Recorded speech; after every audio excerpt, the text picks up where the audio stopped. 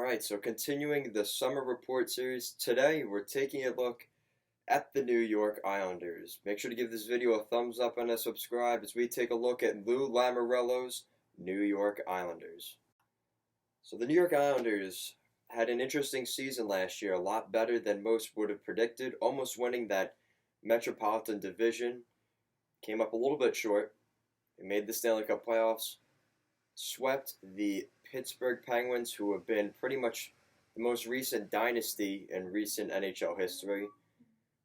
They did unfortunately get themselves swept in the third round against the Carolina Hurricanes, but nonetheless, actually the second round, but nonetheless, pretty good season for the New York Islanders. Now that means expectations have risen a lot for the New York Islanders heading into this year and moving forward.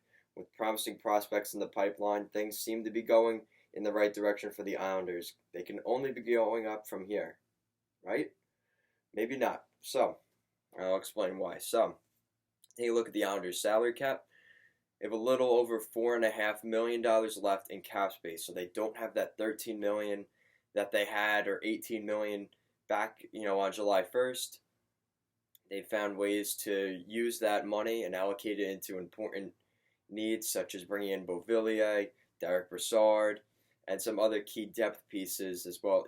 Bringing in Varlamov for goaltending. So the Islanders have made some moves here. Nothing too crazy or off the board, but definitely nonetheless a very important offseason for the Islanders. It was more about who they brought back, guys like Eberle, Captain Anders Lee, and so on and so forth. That's really where the Islanders hit it big this year.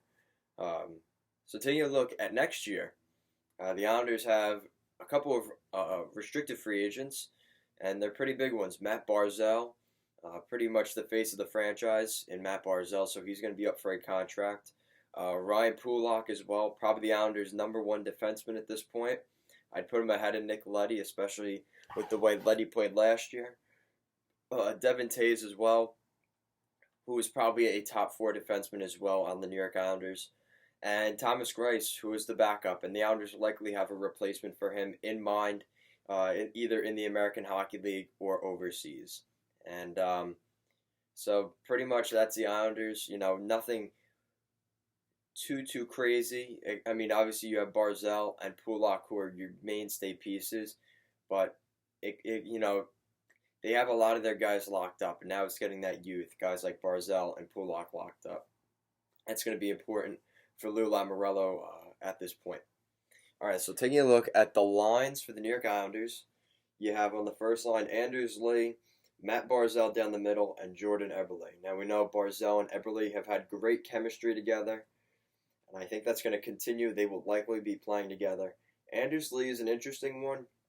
I think he'll fit fine on that line, but it would be interesting to see if one of the the young players jumped up that line based off the success we saw of that first line last year of Bailey, Lee, and Nelson. So that's something that we're going to have to take a look at. But they have for the second line this year, Beauvillier, Brock Nelson, and Josh Bailey. So pretty much the same. Basically the first and second line have been switched, with Barzal being the first line center moving forward for the New York Islanders.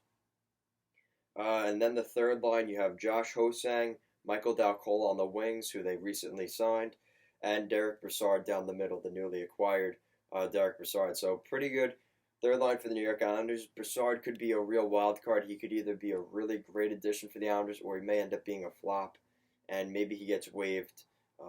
In the beginning of the season, we've seen the Islanders do this before with, P.A. Parenteau and Jan Kovar last year. So, we'll see what happens. But I think Brassard wants to be a New York Islander. He heard some good things from Beauvillier over the summer. I think that's going to help make him want to stay with the Islanders.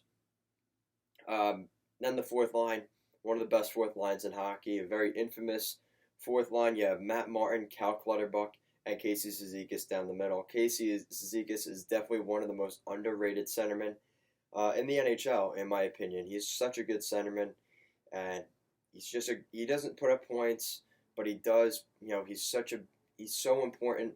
For his two-way game, his defensive play is really what makes Cizikas stand out. All right. So taking a look at the defense, you've got Nick Leddy and Johnny Boychuk currently on the top line. I don't think that's how it's going to shake out. I think it's going to end up being Pulock and Leddy, but that's my opinion. You got Hickey and Pulock listed as the top four defensemen, as well as Adam Pelech and Scott Mayfield on that third pair. And make sure to check out Daily Faceoff. That's where I'm getting my information from for the starting lineups throughout this entire series. So, quick shout out to them. And make sure to check them out. Penalty kill, power play, very useful information there at Daily Faceoff. Okay, so back to this. So, and then you got the goaltending situation where you have Semyon Varlamov and Thomas Greiss. That's pretty much locked up. You're not going to see much change there. But take a look at the rest of the roster. I mean, there are definitely some younger players that I could definitely see the Islanders, pushing into pretty important roles next year. Talking about, with the forward group, you have Kiefer Bellows, Oliver Wahlstrom, who wasn't mentioned. So there are players there that the Islanders could definitely put into the lineup that aren't there right now. And that's just up front on the back end. Would not be surprised if we saw Noah Dobson back, or starting his NHL career with the Islanders this year. And he's expected to have a really great training camp. And if he can do that, he will likely get a roster spot on the Islanders. So it's going to be a different look for the New York Islanders from 2 years ago with Doug Wade's defense. And things are going to look a little bit different. Leddy, Boychuk. Now you bring in Pulock. You bring in Pelech, Mayfield. We remember the Islanders when they had guys like Andy McDonald and just some not so great defensemen. The Islanders have really upgraded since then, and they're looking for a really good season this year. We'll see what happens. I'm really hoping for the best for the Islanders. There's a lot of what ifs with this team, but overall I'm pretty excited. Now, will this team make the playoffs? I have to honestly say I'm not too confident in the Islanders making the 2020 Stanley Cup playoffs, and the problem is I just don't trust the goaltending. That's something that really concerns me. I'm not sure, Semyon Varlamov was a questionable signing. I have faith in Lou Lamoriello. He did it last year with Robin Lehner when everyone said that he was just a stopgap. Well, he actually turned out to be a pretty good stopgap, being a Vezina finalist. So it's something the Islanders are going to have to figure out. Is Varlamov the right guy? Is Mitch Korn and the goaltending coaching of the Islanders, is that sufficient enough to get pretty much any goaltender to be a crown jewel? So we'll have to wait and see what happens with that. But let me know what you guys think of the New York Islanders heading into next season. Make sure to give this video a thumbs up and subscribe, and check out the rest of our summer report series as we take a look at all 31 NHL teams. Thank you for watching, and have a good day.